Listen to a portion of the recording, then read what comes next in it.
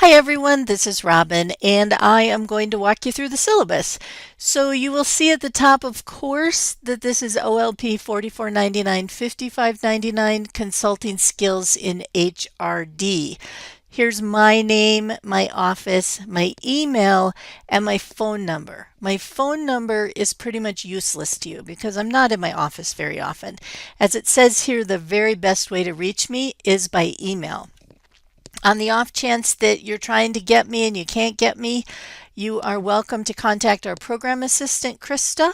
Here is her email and her phone number, and she's in her office a lot more than I'm in my office. You will also see over here on the right, you're welcome to contact me to connect with me on LinkedIn, and I have a couple of Twitter accounts. In terms of office hours, there are no set office hours for this summer. So if you want to talk to me about something, if you need an appointment, feel free to send me an email and we will figure out a time to talk in person if we both happen to be in Pocatello, or we can talk by phone or by Zoom video conference. In terms of required texts for this class, there is one required book, which is Flawless Consulting, the third edition by Peter Block. And of course, I will have other resources available for you on Moodle as well.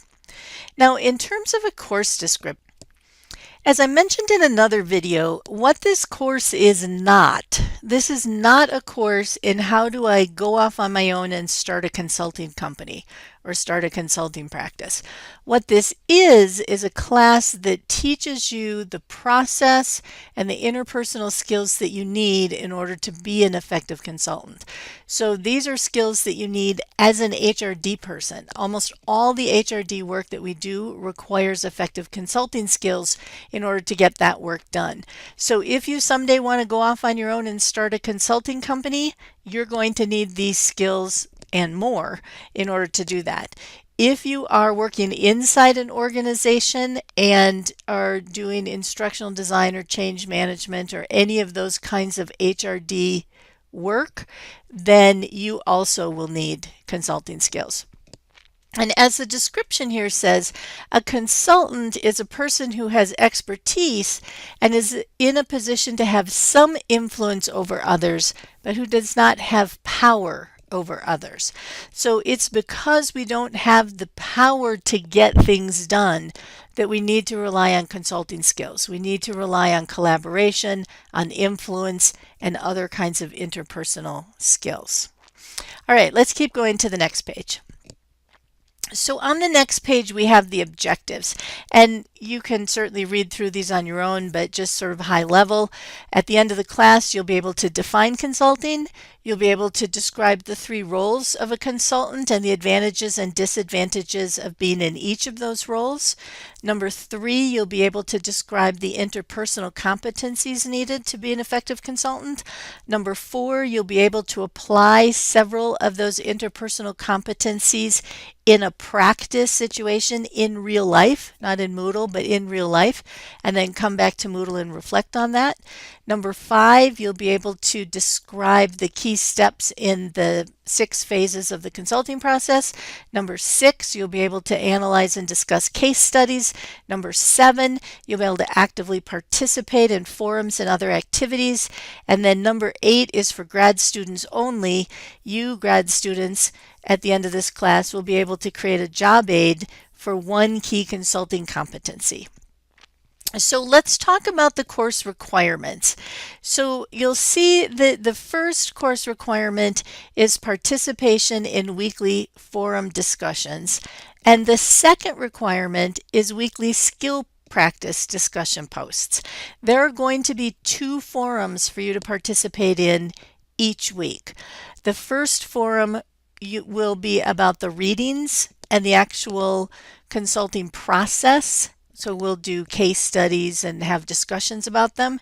The second is about your skill practice, where you go off in real life, practice an interpersonal skill, and then come back and write a reflection post about your practice and how it went. So for the first forum, you'll see initial post is due on Wednesday, 2 peer responses minimum due by Sunday. The second forum, your reflection post is due by Sunday because you need the week to do your practice, and you are not required to respond to your classmates. You're encouraged, but you're not required. So the first one is worth 4 points each week, and then the second one is also worth 4 points each week. And then the other assignment that you have is a reflection paper that's due the last day of class, which is the Friday of week 6. So at first glance, it might seem like there's not very many assignments in this class because you've got forums and you have one paper.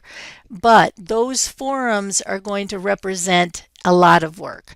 So as I said, in these first forums, we're not only going to be having discussions, but we're going to be doing case studies. And this second forum is a reflection on practice that you have done in real life. So you can see by looking at the points, there's a total of 60 points, but all but 16 of the points are coming from those 2 discussion forums that you're having every week. So this class, more even than other classes, there is no way you can be successful in this class unless you are active in the forums. The discussion is what really, really matters in this class. As I said in another video, if this was a 17-week class, or a couple of 17-week classes, and if we all lived in the same place, we would probably be out doing an actual consulting gig. But because this is a survey class and we're doing it online, we have to rely on case studies and we have to rely on other individual real life practice. So that's why the forums are so important in this class. Now, graduate students, I didn't forget there's one more assignment for you here, which is that competency job aid paper that you're going to be creating. All right, let's keep going. On the next page, you see the percentages of total points that get you what grade. Just as a reminder, if you are in the WTL program or the MSHRD program, you need a C- or better, or the grade will not count towards your degree. A couple important dates here: last day to drop semester classes, last day to drop with a W, and then the last day of the semester, which, as a reminder, is Friday of week 6. So every semester ends on a Friday, not a Sunday. All right, let's keep going. Here's what we're going to be doing for the 6 weeks. So let's talk first about how this is organized. So you'll see the week number, the day it begins, and then in terms of topics, I have 2 columns because, as I've said, we're going to have each week, we're going to spend part of our time talking about the consulting process and the skills that are associated with the consulting process. And we're also going to be talking about the interpersonal skills that you need in order to pull off that process. So the consulting skills process, that's going to be our first forum, and the interpersonal skills are going to be what you practice and then come back and reflect on in that second forum. Here's a column that lists assignments that are due, and then is the reading for each week. And I know for some of you, this column is going to be very helpful because you're going to want, some of you I know want to get ahead on your readings because you have some, busyness coming up later in the summer. So you can use that and know what it is you're supposed to be reading each week.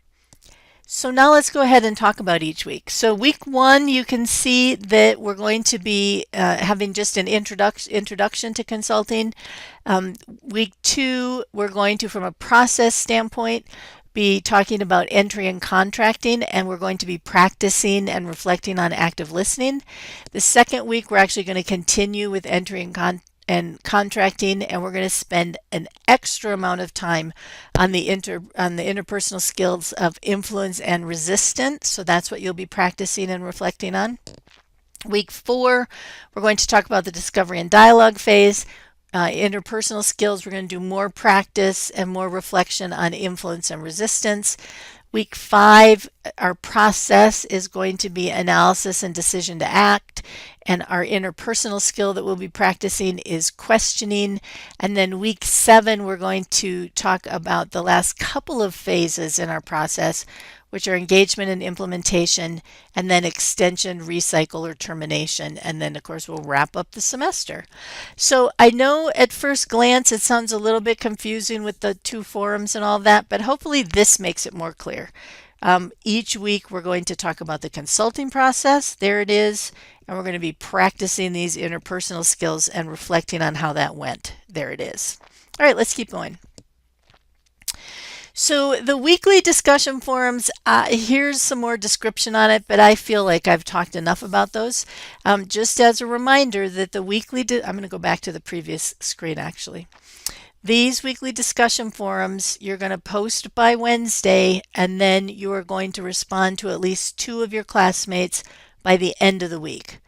Interpersonal skills, you're going to post by Sunday because you need the week to practice, and you are not required to respond. So I'm going to list that in the forum, the actual forums, so that you know, post by Wednesday for this one. Post by Wednesday, respond to 2 people. Post by Thursday, don't have to respond to anyone. Because those are a little different, I'll just keep posting those for you in the forum. All right, so you can read this at your leisure, but really it's pretty much everything that I've talked about. The one thing that I do want to mention is the quality of the posts and the quality of the responses. So I do have on the main Moodle page up near the top, I do have a handout with Bloom's taxonomy and the RISE model. So Bloom's taxonomy, of course, is about the more critical levels of thought or more critical levels of discourse. So it's a great resource to think about when you are writing your initial post, to say, am I only at the most basic level? Am I only at the understanding level? Or is there a way for me to push myself to write in a more critical thinking, more sophisticated way? So that handout will be really useful for that. The RISE model, which is also part of that handout, is very useful in terms of giving feedback to people. So it's useful to think about as you're writing your responses to your classmates. All right, let's keep going. So here, weekly skill practice. So this is the second of the forums that you'll be posting on for most of the weeks. And this says what I've already said, which is because you need to practice these skills, what we're going to do is we're going to give you challenges so that you can, in real life, in a professional or a personal situation, you can practice these skills, and then you'll come back to Moodle and reflect on it. And here are sort of the minimum things I want you to include in your reflection. They're guidelines. You're welcome to include more, but you should include at least this. So you'll include, what did you do? You'll include, how did it go? What was the impact of using this skill? Impact on others, impact on you, impact on what you're trying to get accomplished. What'd you learn, and what are you going to do moving forward? So again, it's a reflection, but we want to make sure that you have a robust, well-rounded reflection. And just as a reminder that the post will be well written. So even though it's reflection, doesn't mean that you're not still expected to be clear and organized and grammatically correct, etc., etc. Skill practices, as you saw, are weeks 2 through 5, and they are due by Sunday. And then, as I said, you're not required to respond to the skill practice reflection posts, but you're encouraged to, because again, this is a great way for the person who posted to learn and for those of us who are responding to learn. All right, let's keep going. So on this page, I thought it would be useful to list some of my assumptions about class and college and that sort of thing, because those assumptions influence how I design the class, how I interact with you in the class, and what my expectations are for you for this class. So I'm going to let you read these at your leisure because I think they're pretty descriptive. I don't think you'll have any questions on them. But these are just my background assumptions that I bring into the next 6 weeks. All right, let's keep going. So here are some expectations. So my expectations of you. I expect that you will complete all the assigned readings, the activities, and the assignments. Obviously, it's an applied course, so you need to read the content so that you can then apply it through case studies, through practice, etc. My expectation is that you will complete assignments and discussion posts on time. This is later in the syllabus, but I will not be accepting any late work in this class. And there's two reasons for that. One, because I'm not going to take late work, but mostly because this is a 6-week class and we cannot, either of us, you or me, afford to be late on things. We need to keep going. All right, let's keep going. I expect you to actively participate in the course because discussion forums are so central to this class. It's critical that we all participate in this class for our own knowledge and so that we can help other people in class with their knowledge. Rolling along here, graduate level performance is expected of graduate students, and then of course academic honesty is expected. So here's a policy for written materials, pretty straightforward. It should be, or your written materials, whether they're blogs or your final paper, should be organized and have logical development. This is just writing. This is just good writing. You want to guide your readers with an overarching purpose or a theme or thesis statement at the beginning of your paper, and that gets further developed throughout the paper. Each paragraph should flow logically within the paragraph, and it should flow logically from paragraph to paragraph to paragraph. There should be clarity. You should have correct grammar, punctuation, and spelling. And then we are going to use APA style. And I will list, for those of you who are less familiar with APA, I will list what I mean by APA style when we get closer to the final paper. APA style only applies to the final paper. It doesn't apply to to forum posts. No late work. All right, now we get to the policies. So reasonable accommodation for students with disabilities. So if you have a disability, you need to meet with the ISU Center of Services for Students with Disabilities, and they will contact me with the accommodation that needs to be made. So here's their phone number. Academic honesty is expected, and academic honesty is made up of two parts: plagiarism and original work. So plagiarism means don't take credit for other people's work or words, and original work policy means that you are to do your own work and it needs to be brand new, fresh work for this class. You shouldn't be recycling work from other classes. That's not going to be a problem in this class. All right. Last policy statement is for veteran and active duty military students.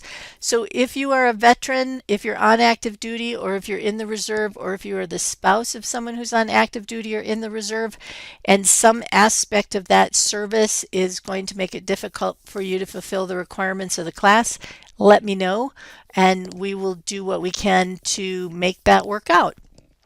I have also listed here one of the main clearinghouses for resources on campus for veterans, which is the Veteran Student Services Center. If you are a veteran or active duty military, I encourage you to connect up with the Veteran Student Services Center because they have a lot of wonderful resources for you. Okay, phew, that's the whole syllabus. If you have questions on any of this, let me know. Otherwise, I will see you online.